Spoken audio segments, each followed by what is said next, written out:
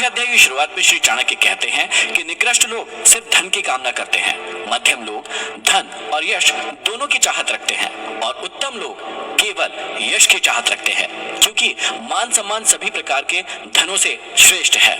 जिस जीवन में मनुष्य को मान सम्मान नहीं मिलता है, वह जीवन धन से भरपूर होने पर भी व्यर्थ है। धन नष्ट हो जाता है, परंतु आदमी का यश उसके मरने के बाद भी अमर रहता है। आगे समझाते हैं कि दीपक का प्रकाश अंधकार को खा जाता है और कालिक को पैदा करता है। उसी तरह मनुष्य सदैव जैसा अन्न खाता है, वैसे ही उसकी संतान होती है। यदि मनुष्य गलत तरीकों से कमाए गए धन का अन्न खाता है, तो उसकी संतान भी उसी तरह के गलत कर्मों में लग जाएगी। और यदि आदमी ईमानदारी से कमाए गए अन्न को खाता है, तो उसकी संतान भी ईमानदार होगी। इसलिए परिश्रम और ईमानदारी से प्राप्त अन्न खाना ही श्रेष्ठ होता है। आगे समझाते हैं कि हे बुद्धिमान पुरुष, धन गुणवानों को ही दे, अन्य को नहीं। देखो, समुद्र का जल मेघों के मुंह में जाकर सदैव मीठा हो जाता है और पृथ्वी के चर अचर जीवों को जीवन दान देकर भी कई करोड़ गुना होकर फिर से समुद्र में चला जाता है। दान की महिमा अपरंपार है, परंतु दान उसी को देना चाहिए जो सुपात्र हो। सुपात्र के पास जाने से दान दी गई वस्तु अथवा धन का समुचित उपयोग होगा।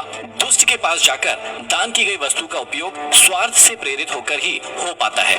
मेघों के पास जाकर समुद्र का खारा पानी भी मीठा हो जाता है और करोड़ों जीवों की प्यास को बुझाता है और फिर से सागर में मिल जाता है। आगे समझाते हैं कि तेल लगाने पर, चिता का धुआं लगने पर, स्त्री संभोग करने पर, बाल कटवाने पर मनुष्य तब तक चांडाल अथवा अशुद्ध बना रहता है जब तक कि वह स्नान नहीं कर लेता। इसलिए हमेशा ध्यान रखें कि इन चीजों के बाद हमेशा सबसे पहले स्नान करें।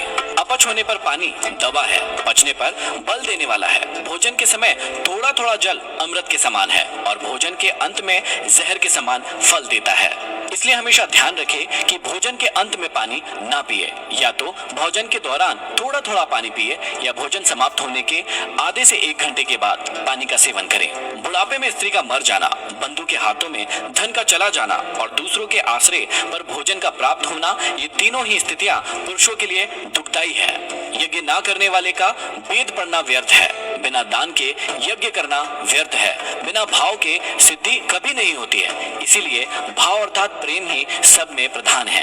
भाव के बिना कोई भी कार्य संपन्न नहीं होता, अतः सभी कार्यों में आस्था जरूरी होती है। शांति के बराबर दूसरा कोई तप नहीं है, संतोष से बढ़कर कोई सुख नहीं है, लालच से बड़ा कोई रोग नहीं है और दया से बड़ा कोई धर्म नहीं है। क्रोध यमराज की मूर्ति है, लालच नरक में बहने वाली नदी है, विद्या कामधेनु गाय है और संतोष इंद्र के नंदनवन जैसे सुख देने वाला है। क्रोध आदमी को हमेशा मृत्यु की ओर धकेलता है, लालच अनेक कष्टों को जन्म देता है, विद्या मनोवांछित फल देने वाली है और संतोष से आत्म सुख मिलता है। गुण से रूप की शोभा होती है, शील से कुल की शोभा होती है, सिद्धि से विद्या की शोभा होती है और भोग से धन की शोभा होती है। यहाँ भोग से आशय यह है कि धन का उपयोग जब तक सकर्मों के लिए नहीं किया जाता, तब तक धन की शोभा नहीं की जा सकती। आगे चाणक्य कहते हैं कि गुणहीन व्यक्ति की सुंदरता व्यर्थ है, दुष्ट स्वभाव वाले व्यक्ति का कुल नष्ट होने योग्य है। यदि लक्ष्य की सिद्धि न हो तो विद्या व्यर्थ है और जिस धन का सदुपयोग न हो वह धन व्यर्थ है। आगे श्री चाणक्य कहते हैं कि भूमि के भीतर प्रविष्ट हुआ जल ही पवित्र होता है। वर्षा का अधिकांश जल तो बहकर नाले नदियों द्वारा समुद्र में चला जाता है। जो जल बचा हुआ है वह कुओं, नदियों और तालाबों में भूमि के स्रोत से आता रहता है। आगे कहते हैं कि लोभ से प्रेरित ब्राह्मण आदर का पात्र नहीं रहता है और महत्वाकांक्षा न रखने वाला राजा आलसी और अकर्मण्य होकर नष्ट हो जाता है। संकोच करने वाली वेश्या ग्राहकों को प्रसन्न न करने के कारण अपना धंधा चौपट कर लेती है और बेशर्म कुलीन स्त्री दूसरों का विषय वासना का शिकार होकर पतित हो जाती है। संसार में विद्वान व्यक्ति की प्रशंसा होती है, विद्वान व्यक्ति ही सभी जगह पूजे जाते हैं, विद्या से ही सब कुछ मिलता है, विद्या ही सब जगह पूजा जाता है। जो व्यक्ति मांस मदिरा का सेवन करता है वे इस पृथ्वी पर बोझ है। इसी प्रकार जो निरक्षर है वे भी पृथ्वी पर बोझ है। इस प्रकार के मनुष्य रूपी पशुओं के भार से यह पृथ्वी हमेशा पीड़ित और दबी हुई रहती है। तो आप जिंदगी में कोशिश करें कि निरक्षर ना बने, अनपढ़ ना बने या फिर पढ़े हुए अनपढ़ ना बने। ये था अध्याय 8। अब हम